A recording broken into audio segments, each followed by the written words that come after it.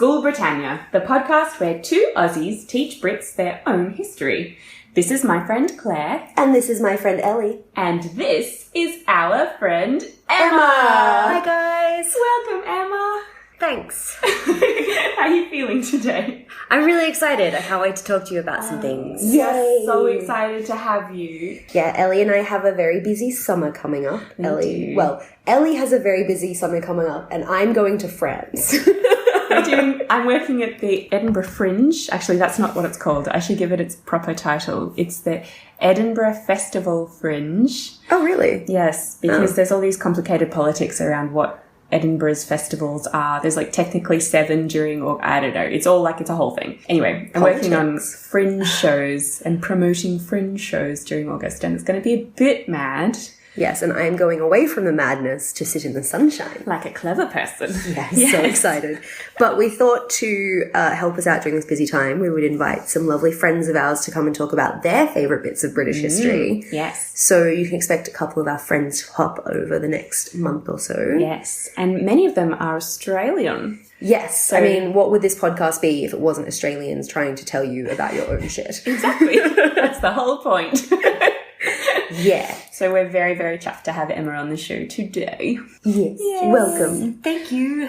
So we listen to a lot of podcasts, don't we, Claire? Oh, just a few, Ellie. Just like all the time, constantly. I really need to listen to music more often because I'm getting very like literal brained. I just can't listen to anything that's not human voices now. But for the moment, I'm totally addicted to podcasts, and I think Claire is too. Yeah. And we thought it might be a fun idea to chat about some of our favourite ones. Because there are so many. And So many good ones. So many. And I'm constantly being inspired. So we wanted to ask Emma what her favourite podcast is at the moment. Well, I have many, so this is a hard question for me. But I think relevant to today's topic of conversation, Dressed is probably one of my favourites. I think it's called Dressed, A History of Fashion. Yes. It's so good. They have really interesting topics across a really wide range, and they don't just focus on Western American fashion history as well. They're really good at exploring various intersections of history and fashion and clothes and society and the way it all mixes together. So I highly recommend them. I also highly recommend Gastropod, but be warned, it will make you hungry. It's all about food. So don't listen to that one on an empty stomach because you'll just definitely want snacks. Their episode about mangoes had me craving mangoes for so long. The episode about pasta is dangerous. Should come with a warning label. So, Claire, what will you be telling us about today? Well, Yes. Ellie, Emma, I'm going to tell you about the history of pockets. We should quickly mention my favourite murder here because I feel like that ties in quite nicely as well, doesn't it? Yes. My favourite murder is another podcast, and they just talk about pockets at any time. I was thinking that there was murder that had a pocket tie-in, and I was like, how do you get murder from pockets? I mean, I'm sure there's a way. There's got to be a You way. could hide poison in them? Yes. Yeah. See, pockets are so multifunctional. Yes. So if you know a single person who wears women's clothing in your life, you will know if it has a pocket in it, they're going to tell you about it. And that the biggest complaint people have is that women's clothing has rubbish / non-existent pockets. The worst. Fake pockets are such a betrayal. Yeah. You got me excited and then there's nothing. They've just lied, really, It's a haven't lie. they? It's a clothing lie. Yeah. So everyone in this room deeply feels the pocket issue. Yes. But I thought I'd give some context for people who are like, what do you mean women's pockets are an issue? We aren't crazy. No. There is science to prove this. Yeah. Good. So in August 2018, I want to say Jan Diem. Could be Jan Diem if it's Dutch. I feel like it was 2 women writing this article though. Oh, okay. Yeah. Fair. And Amber Thomas. wrote an article for this essay website called The Pudding, where they compared the measurements of pockets in men's and women's jeans. Ooh. And they used 20 of the most popular brands of blue jeans in the US. So they measured 80 pairs of jeans that were all labelled a 32-inch waist. Yeah. So, like, they would fit the same person even if they were labelled for men's or women. Yes. And you have to see this article because it has these, like, great scrolling animations that, like, I love overlay those. all the pockets that they yeah. measured and So stuff. So it's a great visual. But basically, jeans designed for women get royally screwed over in the pocket game. It's so unfair. The weird tiny pockets. The ones that within go down pockets. like by about an inch, and you're Yeah. like, what? You can't even put anything in that. Like, not even my keys are going to fit in that. Very Yeah. weird. Yeah, exactly. This complaint felt by women worldwide. So they found that pockets in women's jeans are on average 48% shorter and 6.5% narrower Whoa. than the pockets in jeans made for men. That's half as ridiculous. big. Yeah, it's insane. Only 40% of women's front pockets can completely fit one of the 3 leading smartphone brands. Yep, and less than half of women's front pockets can fit a wallet specifically designed to fit in front pockets. Wow. So stupid. Yeah, I put my smartphone in my back pocket Yeah. because my butt pockets are bigger than my front pockets. Yeah. But even sounds still, good. it sticks out the top, and then I was worried that someone's just going Just gonna to go yoink. Yeah, nick it out. Well, they found that even back pockets are marginally smaller on women's jeans. Only a little bit. So about 7% shorter and 2% narrower on straight cut jeans, and 5% shorter and 2% narrower on skinny cut jeans. That's so Still silly, smaller. though, because women have bigger butts than men with the same Exactly. waist measurement. Exactly. There's more space for pockets. Yes. Yeah. We need butt pockets. But you know how you were saying, like, the tiny pockets? Yeah. They found that, like, a lot of the pockets you couldn't even fit a woman's hand past the knuckles into. Yeah. And it didn't matter about style. Like, it wasn't like, oh, this is only on skinny jeans. It's like straight cut jeans, boot cut jeans. All of them. Women's pockets were always, like, Useless. significantly smaller. It's insane. And is this accidental? No. No, it's not accidental. It is the patriarchy at work, ruining life for all of us. Hell yeah. So Christian Dior allegedly said in 1954, men have pockets to keep things in, women for decoration. Ah, fuck off, Christian. Has he met What a woman? prick. I know. Did you guys see that Dior exhibition in Melbourne no. No. You've both lived overseas for longer than I have. There was a Dior exhibition at the gallery, Yeah. the National Gallery in Melbourne, and it was so deeply offensive. Like, Yeah. they were such beautiful dresses, but, like, you can't fucking move in those. You can't function in them, You can't yeah. function in these dresses. Well, this is to do that, like, it's all about form, not function, because women Yeah. don't need to function in society. They just need to look pretty. We're objects. Yeah. Yeah. Which, I mean, like, it wasn't just him doing this. Like, he was, if anything, just observing the current trend, but he also perpetuated it with his designs. Yeah. So when women complain about pockets, a lot of people clap back with, like, just carry a handbag. Ugh. Well, firstly, fuck you, because why don't you carry a handbag? It means we have to buy a whole other thing. Exactly! Yes. It is an economic burden on women who have to go out and buy more shit because you don't want to design us some decent pockets. It's insane. But also, the handbag industry is a $167 billion a year industry. I am not supporting really? that. Yes. Jesus. All because we don't get decent pockets. The sole reason it exists. But it's also, like, that's not untrue, which I will now prove to you with the history portion of this history podcast. Excellent. Yes. Here we go. So, the V&A page, as in the Victoria and Albert V&A Yeah. page on the history of pockets, literally starts out by saying that, quote, from the 17th century to late 19th century, most women had at least one pair of pockets, which served a similar purpose as a handbag does today. See? Conspiracy! Did they have... I'm getting this completely from Outlander, so please help me if I'm doing this the wrong way. But people had, like, attachable and detachable pockets, right? Yes. Yeah. Absolutely. So, in the Middle Ages, everyone just had, like, a bag on a string that they tied around your waist. Right. Men and women. That was how you carried your shit. like, little All your extraneous things. Uh-huh. But, like, pockets as we know them kind of became, like, the thing around, like, the late 1600s. Oh, okay. So men's pockets were easily accessible and were sewn, like, right into the lining of coats and waistcoats and breeches. And this was, like, when men's suits started to become a thing. And as soon as a suit was designed, it got inbuilt pockets. Interesting. But women's pockets kind of still worked with that medieval style, and they were a separate thing to your outfit that you tied around your waist. Okay. Yes. But they were now hidden, and they were tucked under your petticoat. Ooh. Yes. Saucy. How do you get to them? Exactly. So the V&A had these pictures of this tiny doll wearing a outfit from the late 1690s that shows how it works. So basically, women would get up in the morning, you put on your like chemise, which is your like long like slip that you wear underneath everything, and then you put on your under petticoat, which is the skirt that you wore under your skirt for warmth and structure. Great. And then you would tie on your pockets around your waist, and then you put on your fancy outer garment. Okay. And there would be a hole in the outside of your outer skirt that would open up to the like hole of inside of your garment. Oh yeah. So you'd have to put your hand into your skirt and then find your pocket inside. So like a slit in your skirt. Yeah. But just on either side? Yeah. Okay. Yeah. This is where we get the nursery rhyme Lucy Locket from, because Lucy Locket lost her pocket, Kitty Fisher found it.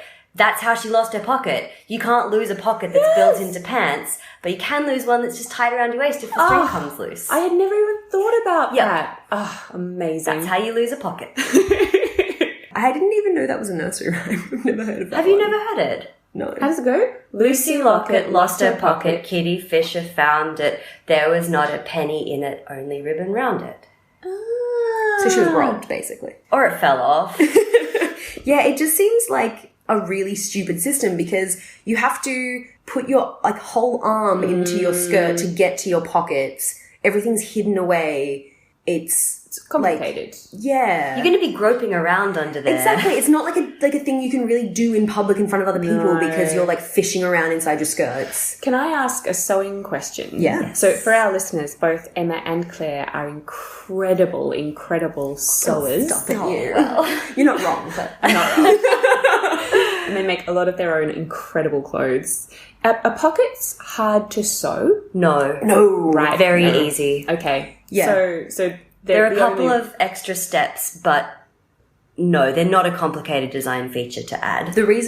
One of the reasons though, is that like when you're sewing at a huge industrial scale, they are an extra time step and they are extra fabric, and because they're not a like square uniform shape, they do take up an awkward amount of fabric that leads to more wastage. So if you don't need to put them in because there's not an expectation that you will, you may as well not want to do it because it'll save you money by not adding them in. But it wouldn't have been hard for them to put pockets in outer garments. No. No, not back then. Not on a if they're single using that scale. fabric. It's really not very much more. And you don't have to use the fancy outer fabric. So you could use an old scrap, for example. So no, there's really not a logical reason why.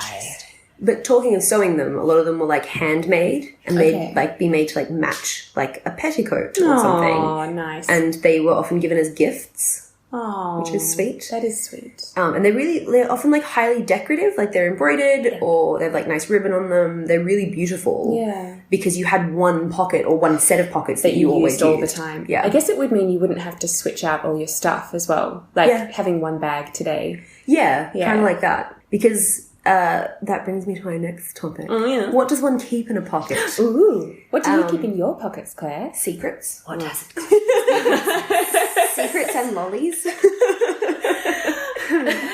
Magical rings that need to go to Mordor. Exactly. Yeah, I keep like 5 of those on me at any one time. I mean, you never know when you're going to need to disappear from an awkward social situation. Constantly. Or a party you threw for yourself. Yeah, exactly. Dramatic exit. Yeah. So people get money in them, obviously. Like watches, keys, everyday implements, pocket like watches. thimbles, pocket knives. Yeah, so one of the declines of pockets came from the invention of the wristwatch. Oh, yeah. It's because you didn't need a pocket to keep your watch in. But there are also lots of court records that show that people often kept jewellery in their pockets because it was then stolen. So then it shows up in court records as like that's where it was kept. I guess if locks weren't such an easy thing to have in your house, you might keep your valuables on you at all times. Yeah, especially when you had like one valuable. Yeah, totally. Yeah. So in 1819, a woman called Teresa Tidy, which I believe might be a pseudonym, wrote her 18 maxims of neatness and order. And she lists the essentials for a pocket. Quote, "It is also expedient to carry about you a purse, a thimble, a pincushion, a pencil, a knife, and a pair of scissors, which will not only be an inaccessible source of comfort and independence by removing the necessity of borrowing, but will secure the privilege of not lending these indispensable articles." Secure the privilege of not lending them? Yes. Because then you won't lose them to the idiot who didn't bring them. I see. Or you can do what I do with scissors and just write your name on every pair in big black letters. Yeah. That's interesting. Yeah, so you carried around like a lot more in a pocket than we probably would today because we have bags. Stuff to repair your... Yeah, well, I mean, when women went to visit each other, you would often go to visit and you would sit around and sew together and things like that. Okay, that makes sense. Yeah, so you had to carry those things with you to do. Yeah. Wow. Yeah. You also carried stuff for like personal grooming, like mirrors, scent bottles, snuff boxes, combs. But my personal favourite is the trend of carrying food in pockets. Yes. Obviously. Clearly. Snacks are important. So important. But it comes up a lot in like different literature. And there's a great example from Dickens's The Personal History of David Copperfield. I've never read it because I hate Dickens. Dickens, Freud. Who else is on the list? All the men of history. Just all of them. Blair's Blacklist. Yeah. So apparently the young hero is sent away from home by his cruel stepfather, and his nurse bids him farewell. Quote, "Releasing one of her arms, she put it down into her pocket to the elbow and brought out some paper bags of cakes, which she crammed into my pockets, and a purse, which she put in my hand, but not one word did she say." Yeah, she's walking around with cakes in her pockets. I mean, Smart That's lady. amazing. yeah. Think of all the cakes we could carry if only we had bigger pockets these days. I'm going to make a cake-sized pocket in my next outfit. Yeah. And there was a collection of essays in 1812 by James Henry Leigh Hunt, and he included a description of an old lady and the contents of her pockets, which, like, it's just so interesting to know what people were carrying because pockets are so private and personal. Yeah. Yeah, so he said, quote, "In one is her handkerchief and any heavier matter that is not likely to come out with it, such as the change of sixpence. Oh, yeah. In the other is a miscellaneous assortment consisting of a pocketbook, a bunch of keys, a needle case, a spectacle case, crumbs of biscuit, a nutmeg and grater." Wow. You never know when you're going to need some fresh nutmeg, Right? "A smelling bottle, and, according to the season, an orange or apple, which after many days she draws out, warm and glossy, to give to some little child that has well behaved itself." That's nice. I know. That sounds a lot like my backpack, Yeah. but then with a laptop, probably. Pull your laptop She out of your didn't have pocket. Yeah, so since you're stuffing such precious items as cakes into your pocket, they were obviously a target for thieves. Yeah. Because God only knows if I knew people had cakes in their pockets, I would become a thief. Are we going to talk about pickpockets? Yeah. So pickpocketing was rife, and it wasn't just to steal the contents of the pockets. The pockets themselves were quite valuable. Really? Because back in the day, clothing was more valuable. Because people owned so little clothing and you kept it for so long, it had more value. So you could pawn an actual physical pocket for some money. Wow. Yeah. Cloth was very valuable back then. It was very expensive. So dresses and clothes were often remade generations through until the actual fabric itself worn out. Wow. So, yeah, a pocket would have been quite an item. Yeah. Interesting. So there's a great court record of the trial of one James Dalton, a notorious thief. And in this trial, he confesses to some pickpocketing. Ooh. And in doing so, he describes the best way to wear your pockets if you want to avoid getting pickpocketed. Thanks, James. I know. So he says, quote, "What gave them the greatest advantage was the custom the women have of wearing their pockets under their hoop petticoats, where they might whip hold of it without the least interruption. Whereas, says he, if to the contrary they would put their pockets between their hoops and their upper petticoats, they might defy all the buzzers," which is a slang word for thieves, "in London." Wow. So hang on. So if you put it just below your hoops. Yes, where then it's just flapping really about in the breeze. easy to steal. Yeah, but if you put it in between your hoop and your upper petticoat, which is the petticoat that goes over your hoops to smooth them out so you can't see them through your outerwear, that would be secured because it would be hidden between two thin layers of fabric, so it's harder to just reach up and snatch it. Couldn't get their little hands in. Yeah. Interesting. Interesting. I guess being pickpocketed was quite a bit more invasive back then when your pockets lived sort of in your under dress. your petticoats. It's a bit more of a... Yeah, it's not just like a coat pocket that's like flapping around out there. Or getting your bag, something stolen out of your bag. It's like quite an intimate kind of situation. I like to imagine they used tiny children who would just like sneak up under the hoops because you could fit under there. So this pocket equality utopia was destroyed because of, you guessed it, fashion. Yeah. Yeah. Obviously. So rude. So in the 1790s, the silhouette for women changed really dramatically from the wide hoop skirts to the slim Grecian style of the Regency and Georgian period. Best. Yeah, with the high empire waistlines that come up to your boobs and the super flimsy skirts that require no structural support. So into them.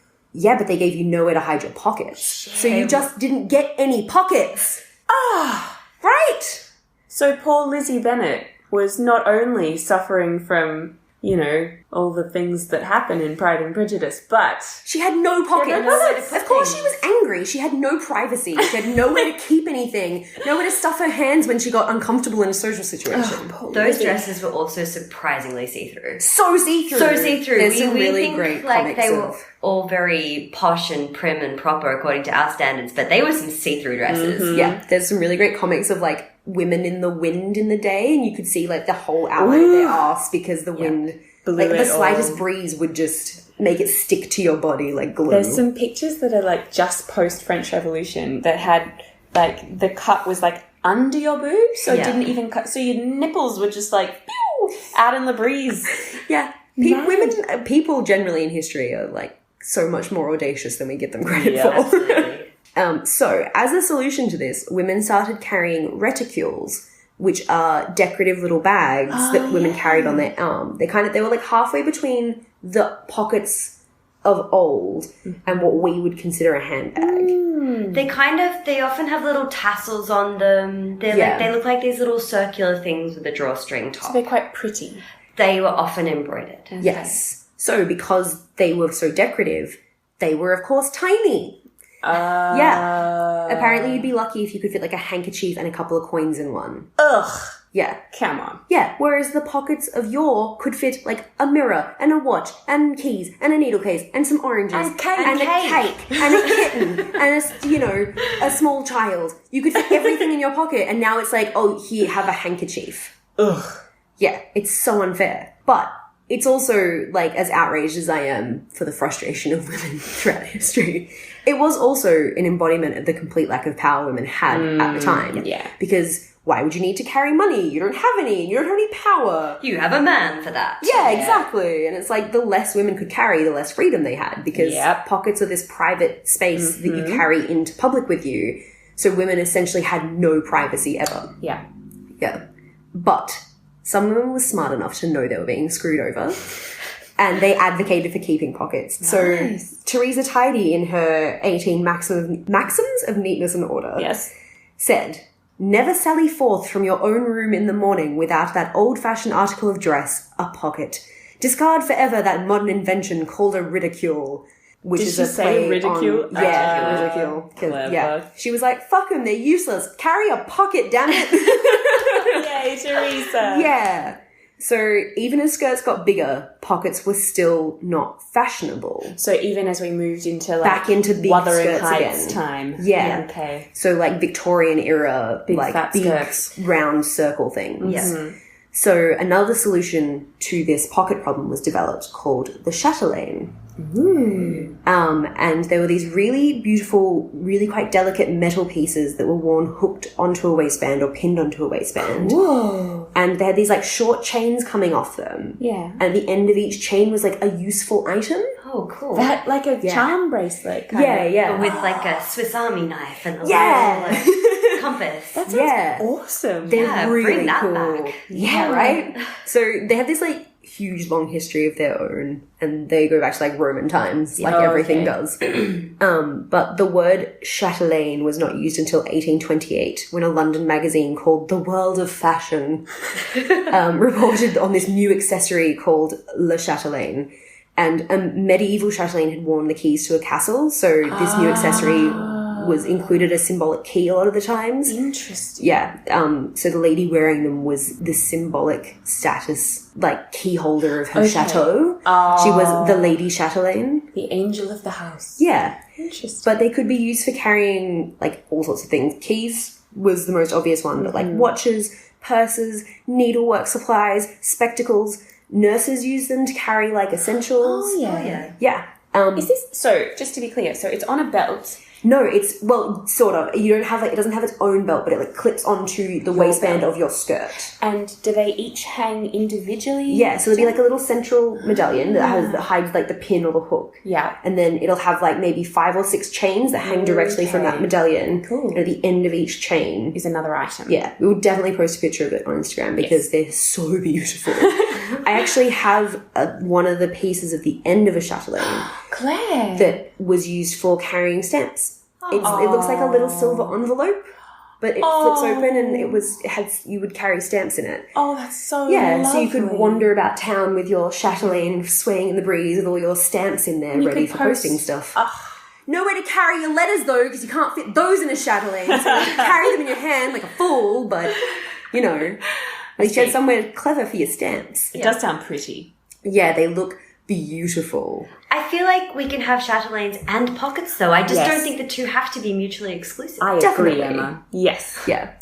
But still, like, they were decorative, which it's Rather like we than should practical. have both. Yeah. And they were public. Like, you couldn't hide what you were carrying. Like, everyone knew. Like, That is odd. yeah, right? It's like we didn't trust women to have any secrets. Like, you weren't allowed to hide anything from anyone. You can't sneak your tampons into the bathroom with a chatelaine, can you? Where do you keep your heckin' tampons? Yep, exactly. So, like, they are beautiful and we absolutely should bring them back. If you had a chatelaine with just tampons. That'd be amazing. Okay, well, now that's what I'm going to make. So, you know, I love them. They are stunning. They're better than reticules, in my opinion, because I appreciate the form and function of them. But, yeah, still not quite as good as pockets.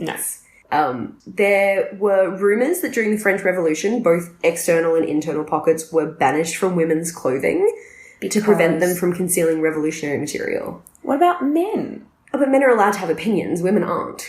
But the men were the ones chopping people's heads off. Yeah, men are allowed to chop heads off. Right. Women aren't.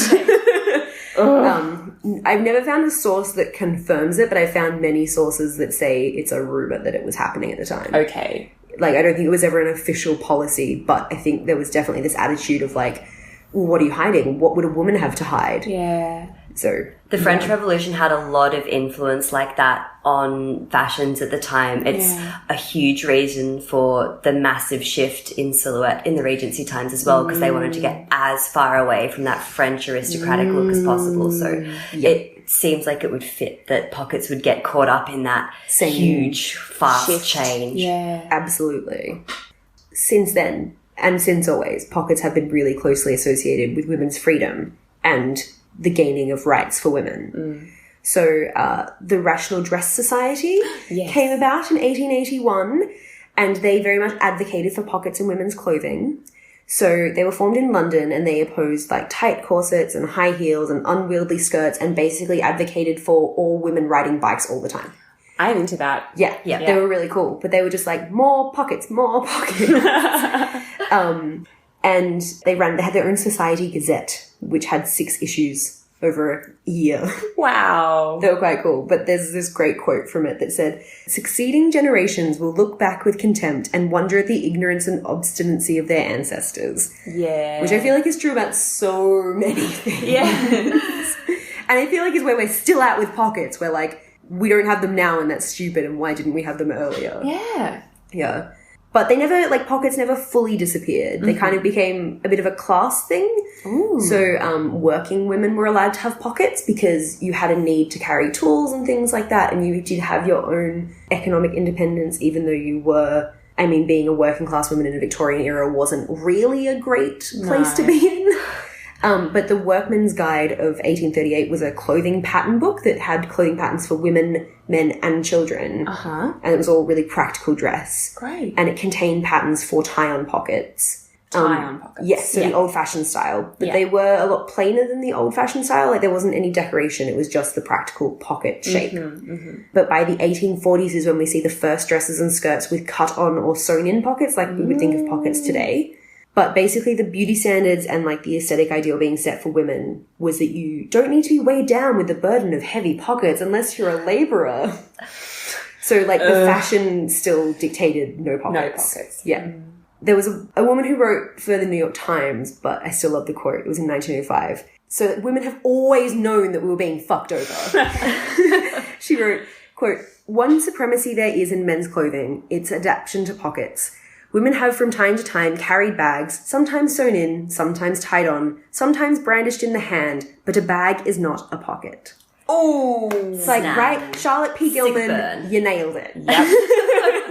It's so true, though. Like, it's not the same as having something that frees up your hands, but gives you this privacy and ability to carry things with you. Ease of access. Yes. I think, like, the ability to just, I don't know, like, my partner Jamie walks around with just he literally just wears his jacket and his jeans, and he has his keys and his wallet and his phone and everything just on him. Yeah. And there are not many outfits I have where I can do that. Because even if I do have pockets, they're often quite loose and things might fall out or they're too tiny. And it just allows you greater freedom, doesn't it? It means you can't leave a pocket behind as well if it's sewn into your clothes. You can't forget it. Whereas bags is quite easy to forget. Yeah. Well, I went out last night in a jumpsuit. Yes. To a really fun party. Oh, well. Ellie's amazing 30th birthday party. Yes. And I wore a jumpsuit that I'd made, and it has 6 pockets on it. And 6? Yeah, I didn't take a handbag. And as we were leaving the house, my friend Jane was like, "Oh, where's your bag?" And I was like, I don't need one. I have pockets. I have pockets. And I had everything I needed. I had a hand fan, my sunglasses. A hand fan? Yeah. My phone, keys, bank card. Everything. Everything in different pockets. That's fantastic. And it was so freeing to walk around with no bag. Do you ever feel like you've left your bag somewhere? All the time. Yeah. I tried to get out of the Uber on the way home and I was like, "Wait, where's my... I don't have a bag. Okay, bye." Yeah, it was super awkward. But back to history. Yes. In 1910, there was a suffragette suit that came out. Suffragette suit? It was called a suffragette suit. Is it like a zoot suit? Suffragette suit? Suffrazoot suit. No, I actually could not find a picture of it, but I found lots of articles talking about it. But it was basically an Edwardian-style women's suit. So, like, think Titanic era. Yes. Pigeon-breasted. Yeah. Yes. But it was a kind of, like, mid-thigh length jacket over a kind of practical skirt. And it was relatively simple, but it had lots of pockets. Yes. Also say burn the patriarchy on that. Because that's what I'm picturing. In my mind, yes. But it probably had pamphlets in all these pockets that said votes for women. Yes, because how else were you supposed to carry your pamphlets? Yeah. But it caused this huge stir, and there were, like, newspaper headlines about it. Really? Wow. Yeah. They all talked about the pockets. Controversy. There was a New York Times piece that talked about the 7 or 8 pockets, quote, "all in sight and easy to find, even for the wearer." Like, people were outraged that women could access their own property in public and not have anyone know about it. Like, it's so weird. That's so weird. It's really bizarre. But then, of course, we get to World War II, and women's roles change really drastically. So they got to take on new roles outside the home, and they got pockets, and they got really good pockets. 1940s women's workwear has some of the best pockets. They have those fantastic chest pockets. Yep, so you have, like, breast pockets, and which are, like, really secure. Yeah. But then you have, like, massive pockets on your trousers for your hands and for lots of things, and trousers like were Rosie slightly the looser. Riveter, kind Exactly. of. Yeah. But that meant you could carry lots of things about your person. Yeah, wonderful. And pockets were, like, hidden away, and they were yours, and they were big, and it was no one else's business. But of course, post-war period, women were expected to step back and allow all of the returning soldiers to take all the factory and labouring jobs. Step in, fucking deal. Yeah. Exactly. So that's when we get back to that The new look thing. Yeah, and women's roles shrink and pockets shrink with them. Interesting. Yeah, and it's when you see all these, like, slimline suits with decorative pocket flaps that have no actual pockets. And that has been the status quo until really recently.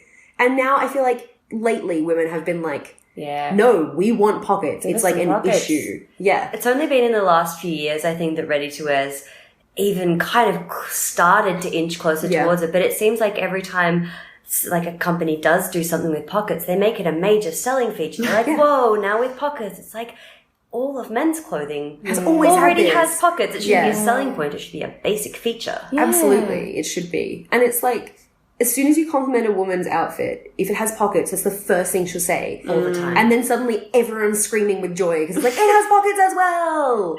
But yeah, it's this like right to not have to carry a handbag and to have this private, accessible space in public that is something that women have been denied for so long. Yeah. And now we're reclaiming.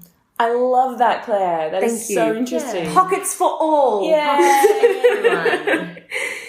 So, Emma, what will you be telling us about today? So I'm going to be talking to you today about corsets, and I'm going to be telling you a little bit more about the rational dress movement. Claire already mentioned just a little bit. Yes, sorry. I'm stepping on your toes. No, it's great. I'm going to go into a little bit more detail, and it's great that we've got awesome. the grounding of pockets because we understand how phenomenally stupid a lot of women's clothing was. Yes.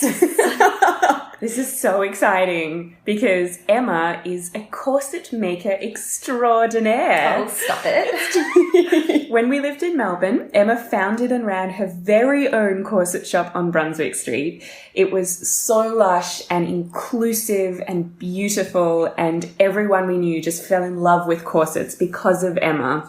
It was such a treat to go in and have her fit you for a corset, and she just made everyone feel so beautiful, and Absolutely. just a dream. Yeah. It was a gorgeous space and so well run. Yeah. Thanks, guys. So we're so excited to have you tell us all about corsets and the rational dress movement. So I thought I'd go through and give us all a bit of a grounding in corsets because I do understand that not everybody is quite as into them as I am. And so might not have the same sort of set of references. So corsets, as we know them today, have been around for quite a long time, but they weren't always called corsets. So if I say stays, then that was the old word for corsets, and so I kind of use the two interchangeably. Okay, cool. Corsets were said to have been introduced in the 1500s by Catherine de' Medici when she became the Queen of France. Those Medicis had their fingers in every damn pie. Every single pie, right? Including the corset pie. Now, I mean, everywhere said that she was the one that introduced it, and I know that royalty had a massive influence on fashion, but I do wonder if that's a little bit kind of history edited by the victors. Yeah. A little bit. Like I kind of question that one a little bit, if Catherine de' Medici was just like, I know, a corset, and it kind of, so I don't think it really sprang out of nowhere. It would have been from, the bodices of the time. Yeah. She just would have kind of popularized it. Yeah, cool. So just to give you a bit of a visual reference, this was a similar time to Queen Elizabeth I. So if we think kind of like that Shakespeare really conical rounded shape. So the point of corsets back then wasn't really about reducing the waist. It was more to make a smooth silhouette. So the idea of this time was that it made the smooth conical silhouette, it flattened the bust, and then you had the contrast of the rounded bust coming up the top. The extreme boobies. We nicknamed them the crumb catchers. That's amazing. Because when you eat your little cakes, if you've got that much food, it just like goes down there. Mine do that anyway. Some of us are lucky. Where I find all my movie popcorn. So these weren't really corsets as we think of them. They were kind of just like a conical shaped bodice, usually made with quilted layers of fabric stiffened with glue.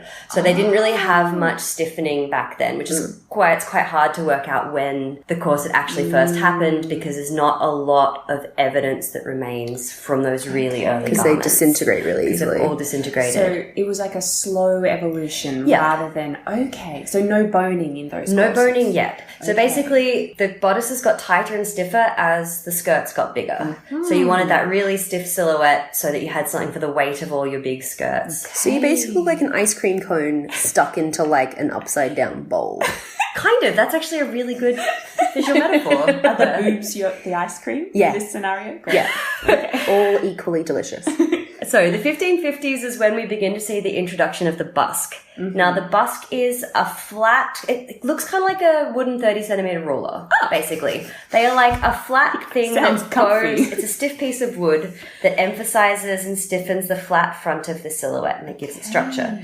Now, similar to Claire's pocket story, because these were worn quite close to the chest, they were quite intimate, they were often carved by your lover with your initials and their initials, or some nice poetry or some nice lines. So carved and painted busks were often exchanged as tokens of affection. Oh, that's which is really sweet. Yeah, so this is around the time when we also see the addition of boning, which is what kind of we think today as a corset. So we're in the 1550s. 1550s. Okay. So this is when we start to see the use of whale bone, which is not actually bones from whales, it is the baleen. So it's the teeth, or I mean the equivalent. Yeah. But that was only in the upper classes because whale products were very, very hard to come by back then. So reeds and cording and cane were more popular among the lower and middle classes. Interesting. To stiffen the corsets and the petticoats that go underneath the skirts. I think something we do with history is we're like, oh, well, that was the silhouette of that era, so everyone in that era dressed that way. Yeah. But it's like people of different classes dressed in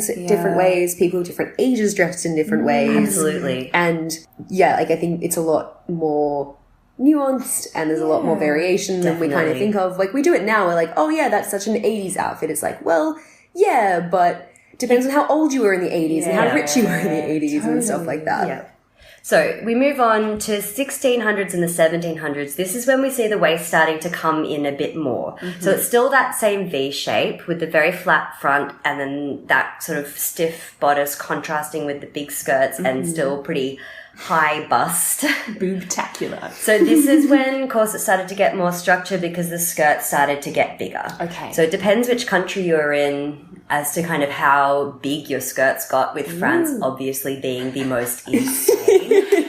France wins again. France wins again. So sorry, are these the like flat, long, The weird ones with the skirts? massive hips. Yeah, so where it this looks is like you think could hide Marie a plasma TV Antoinette. underneath it? Yeah, that got pretty crazy. That style. Where you have to go sideways through doorways. Yeah. And they had the big couches so that you could Yeah. So again, like Claire was saying, this was like the peak of society that wore stuff like this though. So a lot of the images we have are of royalty and of the upper classes because they were the ones that could afford to get pictures made. So it's actually, it becomes a little bit more difficult to work out what a kind of day-to-day person would have been wearing. See someone labouring in a field with a 7-foot wide skirt. Yeah. So, I mean, obviously the silhouettes trickled down, but what we're really talking about when we talk about this kind of history is the upper classes. Okay. And this becomes really important later on. So this is kind of when we start to see tight lacing come in towards the end of the 1700s. So what is tight lace? Okay, so tight lacing is the practice where for an event or a party, you do your corsets up real tight to get your waist really small. Okay. Now, it's really important to note that tight lacing is different from waist training. I just realized that not everyone probably knows the difference between these two terms. Yeah. Waist training is a bit more of a modern phenomenon, and it's where you wear corsets with the express purpose of making your waist smaller over time. Right. Waist training didn't really happen historically. Okay. It's quite a modern phenomenon, more like body modification than a historical practice. Right. But of course, then wearing of corsets over time will kind of change your body shape, just like wearing a ring will kind of change your finger shape just a little bit. Yeah. So it definitely impacted. But this is where we start to see tight lacing, and this is also where we start to see a lot of illustrations satirizing women's fashion. Okay. Yep. So basically, throughout fashion history, when women have taken a thing and been like, I'm going to do this and I'm going to do it kind of to the extreme and I'm going to feel great about myself, there is a man waiting in the wings to with a draw a pen. stupid cartoon and say, oh no, look at the moral decline of the world. These ladies be wearing things. So this is where we kind of start to see this. True. Which obviously still goes through today and has gone on through the whole time. This is also kind of the era, to give you a bit more of a visual reference, that we see in the first Pirates of the Caribbean movie where she puts that on. She's like, oh, it's a bit tight, isn't it? So this would have been a great example. She wouldn't have worn that kind of Every day. but for a specific event. Then yes. Yeah. Oh, and she faints off the And she thing. faints off a Yes, cliff because I the remember. first thing you want to do when you're feeling dizzy is go stand on a cliff. Really. I often seek out cliff edges when I feel woozy. I think it's also the thing that annoyed me about the Pirates of the Caribbean scene was children didn't wear what we think of as corsets, but children throughout a lot of history in Europe, were swaddled from a really young age. Oh. So swaddling is like the practice of like wrapping children up in relatively tight blankets. And so it's something a lot of people still do with babies today to get them to sleep. But you would swaddle your children for quite a long time during the day. And you would also, once they were able to walk, you wouldn't swaddle their limbs, but you would swaddle their torso. So you would wrap tight, tight cloth around their body. Wow. Yeah. And so even boys, that would be something they would do until they were like 4 or 5, because they thought it would help protect them from like the cold and from like bumps and bruises. Yeah. And then young girls wore like quite thick, often corded or padded bodices under their dresses for the same reason, for like protection against cold and, you know, scrapes and bruises. Yeah. So, like, by the time you got into a corset, you were pretty used to wearing very restrictive clothing anyway. This is the other thing to keep in mind, that corsets weren't really all that restrictive back then, because in comparison to other clothing, because clothing was quite restrictive. They didn't have stretch, they didn't have elastic, most things weren't really knitted. Everything was quite close to the body, so it would They didn't even have set-in sleeves. No, it was a mess. Oh, they had the tie-on sleeves. Yeah, you had, like, for a long time, you had to tie your sleeves on separately to the rest of your garments, or, like, So men had saucy. these big blousey sleeves that you then wore a very tight waistcoat and jacket over, because, like, the sleeves were all part of the shirt, and they were, like... Why did... too complicated. Let's keep talking about corsets. It's to do with, like, understanding the engineering and the shapes and having the machinery to do things. Okay.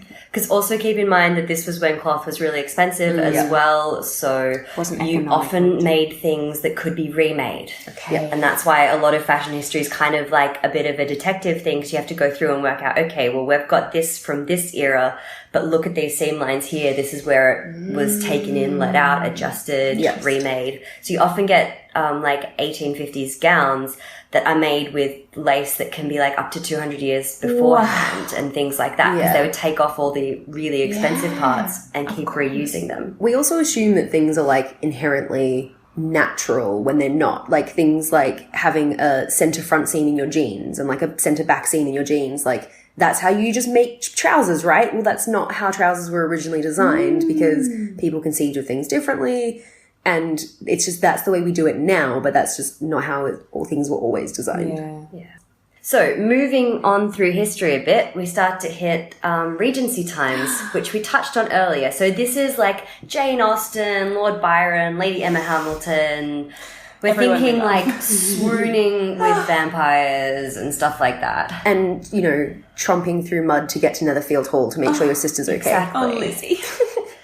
So this is where the French Revolution kind of hit, as the French Revolution hit, and we see a really drastic shift in silhouette. And this is where corsets change quite a lot as well, because you don't need all of that heavy waist kind of stuff if you don't have the really heavy skirts hanging off them. You just have this flimsy nonsense bit of muslin that you can floating see in the through. breeze. They were really into the Greeks back then, and they thought this was maybe how Greeks dressed.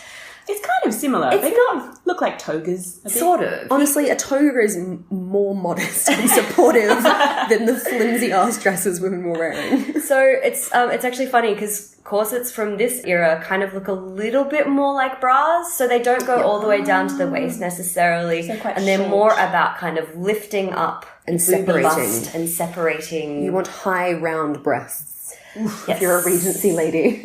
Now, of course, as Claire said before, this is, you know, for the young fashionable lady of the day. Yeah. These corsets were probably often not enough support for an older woman who would have seen it as scandalous, and she would probably have stuck to her older style. Okay. So you often see quite a variation in era, just depending on who's wearing what from what time. Yeah, my body shape wasn't that body shape, so I would have to have worn a more hefty duty corset to try and achieve that ideal as well. Yeah. Yeah.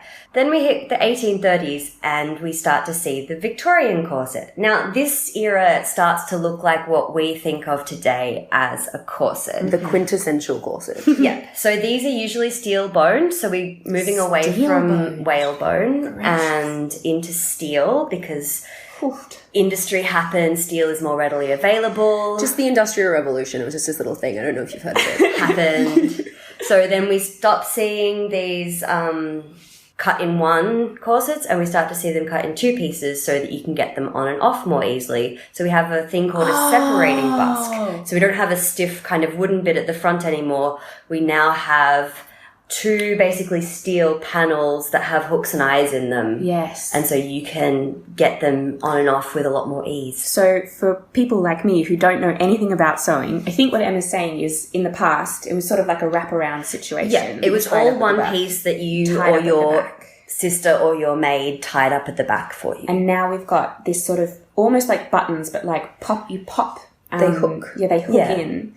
So the corset that I have from Emma's shop, it's quite a process to learn how you have to pop that in. So you pop the front in first. So you do yourself up at the front like buttons, and then you tie it up at the back. And then you tighten the waist. Yeah, so this, again, the corsets kind of, the waist started to come in a lot more, again, because we had the skirts starting to go out again. And this is when we start to get crinolines coming in, which are those big kind of hoop skirts. So gross. Yeah. So they change every decade or so which silhouette is the most popular. But basically it means you're wearing usually at least 4 skirts at a time. Do we know how heavy that would have been? Extremely. Okay. But this is why you have such a heavy duty undergarment, because it helps bear a lot of the weight. And if you have kind of like a tiny waist, then it can sit, the skirts can sit on your hips a bit better. Oh, yeah.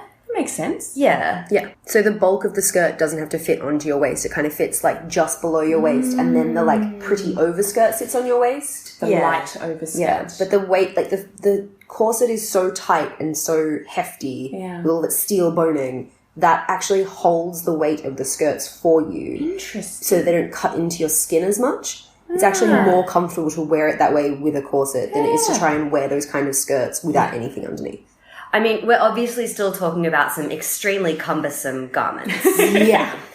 But yeah, again, I just want to emphasize, at this time, corsets day to day wouldn't have been laced particularly tightly. Okay. So we're not talking about having trouble breathing, because people need to get shit done. And it's really hard to get stuff done if you're dressed in your finest party gear. So this is another time. It's also hard to get stuff done if you don't have a bra on. Yeah. Like, this is the solution to not having bras. Yeah, so they had corsets. So, like, people that worked on farms would often wear quilted corsets. So it's still going to hold everything together. But you had more flexibility. Yeah. The 1840s and the 1850s. Now, this is when fashion gets intense. Tight lacing starts to gain popularity among the young and the rich. Split front busks are the new thing, so you can get in and out without as much trouble, which is really handy. And then the other thing that happened with the Industrial Revolution is this is when we start to see mass-produced corsets. Oh. So previously, your corset would have been made for you, often actually by you, if not by a relative or someone who knows you quite well. It's not like you have anything else to do with your time. Yeah, true. You're just sitting around waiting to get pregnant. Oh. So yeah, corded stays and more lightly boned options are still very popular among the working classes. And tight lacing was really only practiced by a small privileged subset of society. Who didn't have anything that they needed to do with it. Nah, they were out fishing for husbands and gossiping, because that's all ladies were really allowed to do at the time. Because you didn't have any pockets to keep all of your independent private things in. Yeah, so the fashions got really crazy amongst, a small subset of people. And again, this is when we get a lot of our primary source material for this time is actually satirical magazines or advertising. Oh, yeah. So one thing I really want to emphasize is when we're looking back at fashion history, you have to keep a couple of things in mind. So people don't often pack away the clothes they wear day to day and preserve it for future generations. Of course. So like today, we don't really keep jeans in museums. We keep haute couture in museums. And your mum packs away her wedding dress, not, what she wore to work every day for 6 months. So the clothing that comes down to us is often either doesn't fit properly, which is why no one's worn it. It is special occasion clothing, or it is worn by the very rich who could afford to just pack away 20 meters worth of fabric and not look at it again. Yeah. So we don't have as much of a picture of what kind of people's day-to-day lived experiences with clothing were. Especially women's. Especially women's, because we Men only were writing get everything. this small kind of glimpse back in. And with all the written publications, we don't have many that were written by and for and about women. It's often men, and the easiest thing to do with young women is to satirize them. So a lot of the comics for this time are actually really awful. They're quite horrible comics of, young women getting caught up in the spokes of cartwheels and being dragged off, or being blown across the street, or they stand too near a fire and they catch on fire. So a lot of kind of moralizing about clothing was used as a way to kind of poke fun at young women. Which it's exactly the same, isn't it? Yeah, it's so interesting. We still do this to young girls. Teenage girls. Yeah, it's like anything they do is wrong. Yeah, it's like Beatlemania, criticizing young girls for fangirling over a band, but then now it's like men decided they liked them, so they're cool now and it's okay. Yeah. It's so frustrating. Okay, so this kind of really heightened state of fashion and this kind of almost adversarial fashion versus the rational people who know more about fashion sets the stage for the rational dress movement. Yay! Here we are. So a little bit of sort of feminist history. This is when the first wave of feminism really kind of kicked off. And the rational dress movement has a lot of ties to early feminism. Okay. So over in America at Seneca Falls, Amelia Bloomer was trying to popularize, get this, it's called the bifurcated skirt. Are they bloomers? They're bloomers. But because it was named after her, they didn't have the word bloomers because she's Amelia Bloomer. Bifurcated skirt. Yeah. She couldn't bring herself to call them trousers because men wore trousers. That's so I know women in Australia in like the early 1900s wore dividing skirts to go riding in, which is like basically it's a pair of really, really wide leg trousers, but then you could like culottes. You could rebutton up the front so that they would then become a skirt again once you got off your horse. These pantaloons were all covered by skirts. They were just slightly shorter skirts. Yeah, that's adorable. Yeah, so these dress reformers over in America and here, this was kind of before they really formed like a solid movement. They were also linked with the abolitionist movement, with slavery, the fight for women's suffrage. They were linked to the temperance movement, something called the moral purity movement, which is the whole American thing. They were tended to be overwhelmingly white and middle class and concerned with white middle class issues.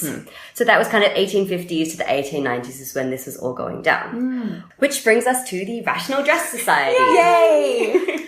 Okay, so as Claire said before, the Rational Dress Society was founded in 1881. It was founded in London by a particularly wonderful woman called Florence Wallace Pomeroy. Oh, nice. It gets better. She was the Viscountess Haberton. What does that mean? It means she was married to Count Haberton. Of course. Of course. How did I not know? Ellie, she had some pretty similar opinions to you on male fashion designers. She particularly disliked Worth, who was the leading fashion designer of the day. Okay. And she has a good quote. "It is not to be wondered at that women are regarded as perpetual infants, since they are voluntarily trammel and bind themselves from head to foot with the garments that traders in clothes offer them." So she was very angry about the fact that the clothes women wore didn't allow them to do the things that they wanted to do. Yes. Which was an issue. So the Rational Dress Society had a few different aims. They basically wanted to give women the freedom to do the things that they wanted to do. Great. And this is actually where the Cycling Society comes in because they just really wanted to ride their bikes. So the rational dress movement was great. They did a bunch of stuff. They had meetings to talk about these things. They held exhibitions of clothing that they thought was great. They provided sewing offering patterns. Solutions. They were very practical.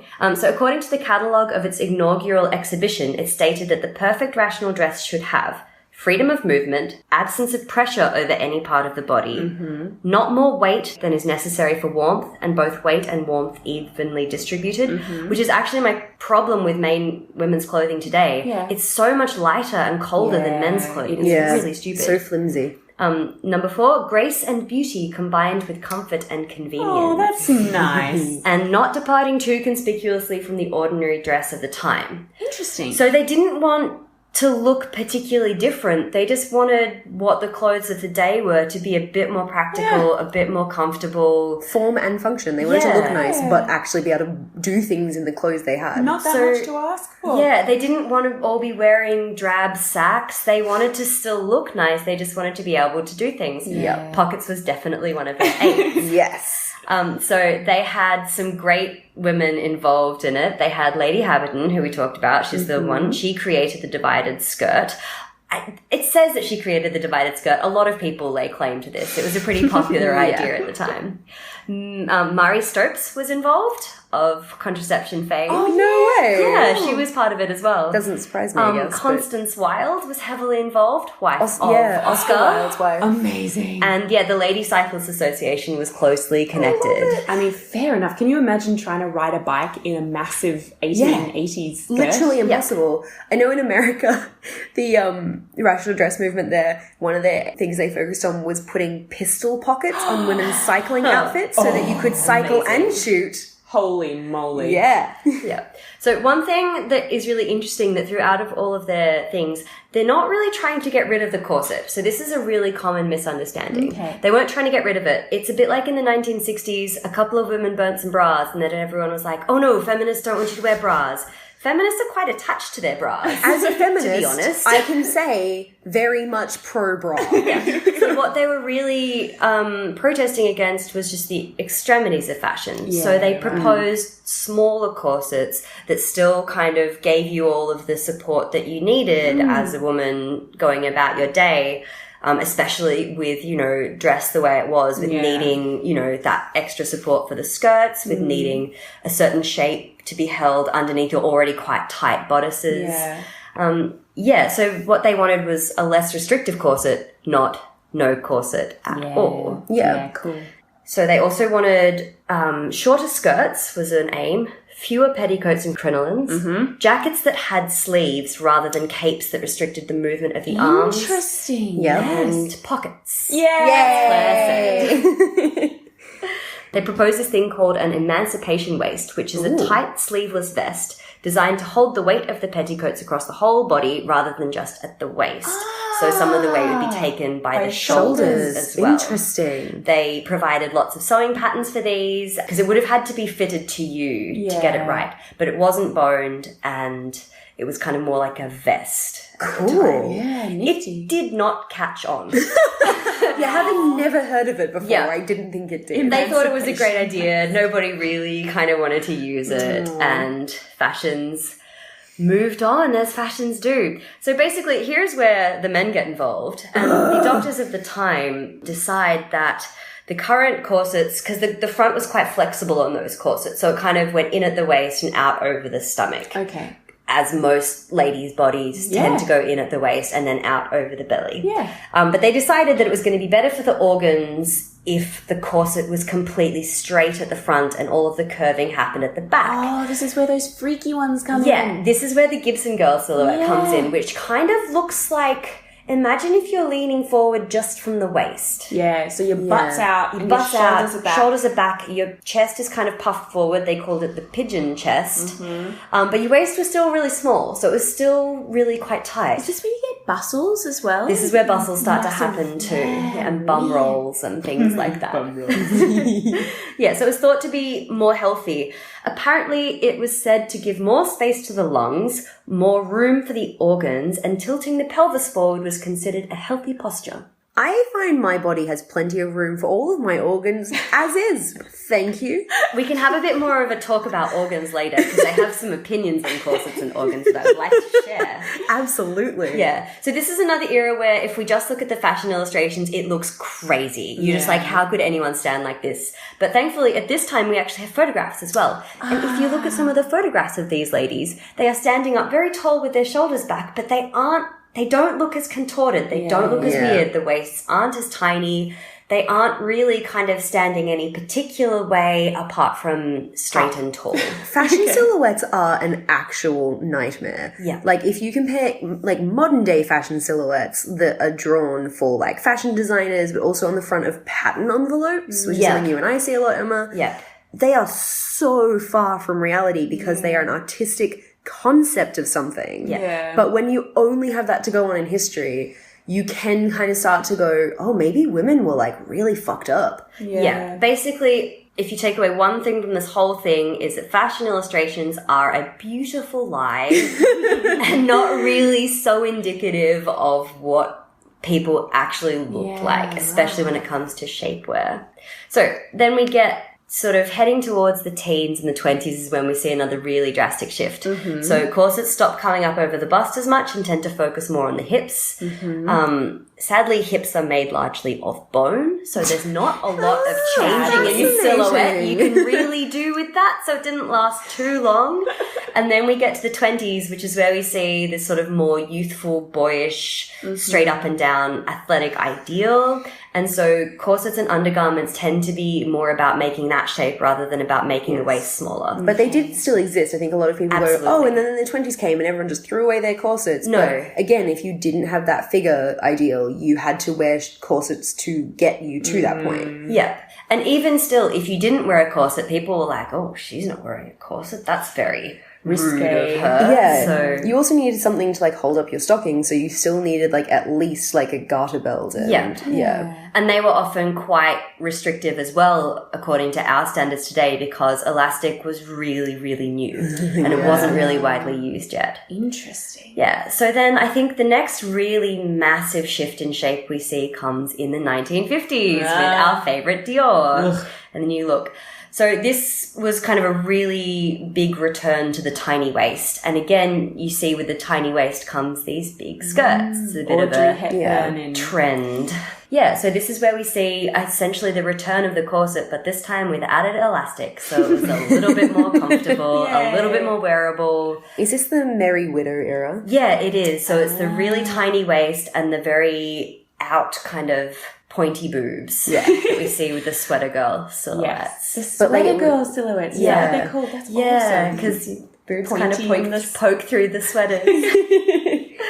Yeah. And then we sort of hit the 70s and 80s. And at this stage, it's really interesting. Your body shape in this era is meant to be defined by you personally. We come to this idea of you having control over your shape through diet and exercise. Okay. And if you're a model, vast amounts of cocaine. So this is where undergarments are now seen as unfashionable because if you're young and pretty, you don't need them. And then screw everyone else. Which is why undergarments have kind of taken the shift that they have. Yeah, right. Interesting.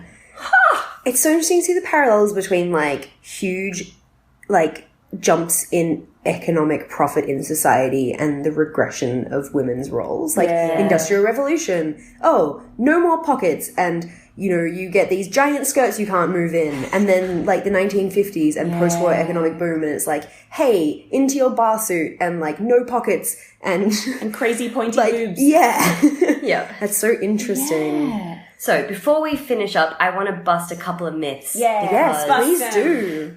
These are my pet peeves and I have an audience now. So, number one, metal corsets were not a thing. What? Metal corsets Didn't exist. People ask me about them all the time. Really? They're not a thing. So there's a couple of them that have survived, but they were thought of as either orthopedic braces from like way, way, way back when medicine wasn't really understood properly, like novelty items. And I have a personal theory that fetish was a thing from way back when. So I don't know. That's just my own personal viewpoint, but I can get on board with that. Yeah. I think you're probably I'm happy for that rewrite. Yeah. The other one I want to talk about was no one was getting their ribs removed. Okay. This was a thing in Victorian era. It's a myth that just will not die. No one got their ribs removed. I mean, it would have been very dangerous. Like, surgery was fuck. So anesthesia was only invented in Western medicine in the 1840s, and it wasn't widely practiced until later that century. Jeez. Also, germ theory was only just starting to become a thing at that time, which means that it would have been a bad idea. Hygiene wasn't a thing. Can you imagine, like, the amount of women who would have died from having their ribs removed? Like, 90% fatality, I You would imagine. just die. Like, I can't imagine how it would possibly have happened back then, let alone for cosmetic surgery. I mean, also, if men are out satirizing women wearing wearing a damn skirt, they are absolutely going to satirize women having ribs removed. So. Absolutely. Yeah. So all it would have been one socialite at a party being like, oh, I wish I could have my ribs removed. And then it would just be blown out of all proportion. Yes. Which brings me to my third point. But your organs move. What about the organs? Oh no, the ladies and their internal organs. Did you not know that your uterus often wanders about your body? Wondering, you've got to be watching those uteruses. Mine's in my head right now. It's mad. So we can tell by the fact that women weren't dropping dead much earlier than men that your organs are fine in a corset. Your organs are just fine. So it's held together by a membrane called peritoneum, which is pretty flexible. So they're designed to kind of move around as you do. So a corset would not move your organs more than, say, a good downward dog would move your organs. I love a good or a big twist. You yoga weirdos. If you want to talk about something that really fucks your organs up, childbirth and pregnancy. Oh, yeah. Oh, yeah. That really moves them. Way worse. Because everything crowds up, Yeah. right? Yeah. In a freaky way. Your ribs spread wider to make more room for your organs moving up into your, diaphragm and into that rib space to make room for the baby. Crazy. Yeah. So basically, mostly what corsets did was if you wear one every day, you lose muscle tone in your that core makes because sense. you're not holding yourself up. Yeah. So if you wanted to wear corsets today and if you want to wear them all the time, the recommendation is that you have a solid core workout that you do just to correct for that. You wear one all day, you take it off, and you kind of feel like you're sort of deflating because you're just like, oh, I have to remember to engage my core. Oh, God, the effing. It's a really weird sensation for the first 10 minutes. Yeah. That's so interesting. Oh, Emma, that was amazing. Thank you so much. If you want to hear more history tidbits, you can find us wherever you listen to podcasts. Please rate, review, and subscribe so other history buffs can find us too. If you want to know what sources we use, please go to our SoundCloud page. The link is in the description, and we'll have lots of very, very beautiful pictures on Instagram and Twitter. So many. Please follow us at School Brit Podcast on both of those platforms. Yes. And your homework for this week is... Have a look at some modern fashion illustrations and compare it to the clothing you actually wear today. And maybe have a think about how there's a big gap there. Or try and fit a cake in a pocket. I'll be doing that one. Yeah. Definitely trying that. I'm going to fit a cake in my mouth.